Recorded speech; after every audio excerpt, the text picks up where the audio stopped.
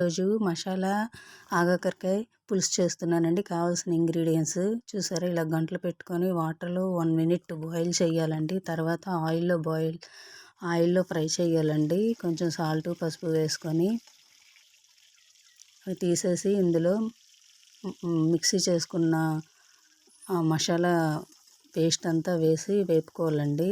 Oil అంతా పైకి వచ్చే వరకు. ఇప్పుడు మసాలా వేస్తున్నాను. ఇదంతా ఆయిల్ పైకి రావాలండి. అవి చూసారా, వాటర్ అంతా డ్రై అయిపోయింది. ఇందులో ఆగాకరకాయలు వేయాలండి. ఇవి లైట్గా ఫ్రై చేసి చింతపండు గ్రేవీ వేయాలండి. కొంచెం వాటర్ వేసి సాల్ట్, మళ్ళీ తగినంత కారం అన్నీ వేసుకొని కొంచెం ముక్క మెత్తబడింది లేనిది చూసుకోవాలండి. ఓకే ఫ్రెండ్స్, మీరు కూడా ట్రై చేయండి, చాలా బాగుంటుంది. Bye bye. లైక్ చేయండి.